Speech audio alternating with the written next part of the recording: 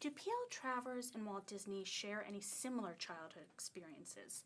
And how did those formative years inform their storytelling? That's a lovely question because they did, of course, have difficult childhoods. Walt Disney had an abusive father and a violent father whom he loved very much.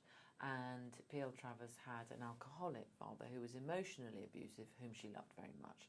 So they were both wounded children and carried those wounds with them for life, but they dealt with those wounds in very different ways. And one of the great pieces of kind of collective artistry about this movie, which has been such a joy to make, is the poster, because the poster is the two characters, but the shadows of the characters are Mary Poppins and Mickey Mouse. And there's something so truthful about that, because to me, the creation of those characters was of vital importance to the survival of those two people. And they kind of take the wounded child, the characters take the wounded child by the hand and slowly and gently try to draw them out into the light and say, you know, it's all right, the world is safe, really. You know, those characters made the world safe for the wounded children inside those two artists.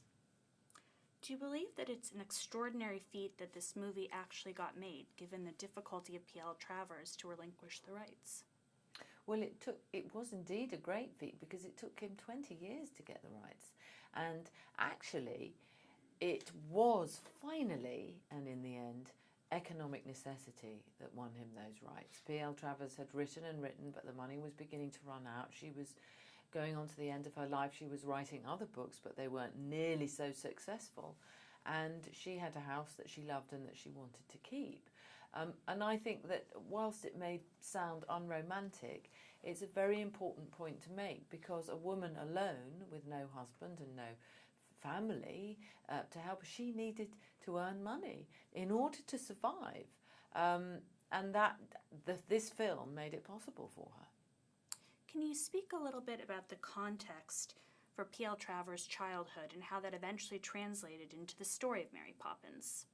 Well, her childhood was spent in Australia, and she said right from the start she knew that she had to get out as soon as she could. She did not feel a kinship with that land, which is odd, because she became absolutely obsessed with myth cycles later on in her life, and of course the original peoples of Australia are the greatest storytellers on the planet. In our race, they're the masters, and so it's strange that she felt such a resistance to it. But it was her father, again, who instilled in her a passion for Irish myth and the Celtic soul, and that made her want the fogs and the mystery of Ireland. And so that's where she took herself as soon as she could, and where she met Yeats, and she created an atmosphere around herself of intellectualism and poetry, and I think she felt that saved her from her rather snobby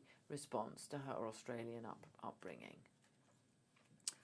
How is the film related to the challenges of fulfilling creative passions, both in the film and in life? The filling creative passions. Fulfilling. Oh, the fulfilling creative passions. Well, they're both... Do you know what I think? I think that both of them were fundamentally inconsolable, and that's what fuels you. Because once you're okay, you stop creating, I think. You have to keep going. If you take a very extreme example to illustrate what I've just said, you take the great writer Primo Levi, who was in one of the concentration camps, who wrote, and as soon as he stopped writing and couldn't write anymore, he committed suicide, because it was the only way for him to survive. In a sense, and in a much milder way, Walt Disney was surviving that, creating all of those things that he created. He was surviving his childhood. He wouldn't have put it like that, but actually he's... all the creators I know who keep on have this strange and fundamental inconsolability. That what I mean is that if they sit too long, the pain becomes too great.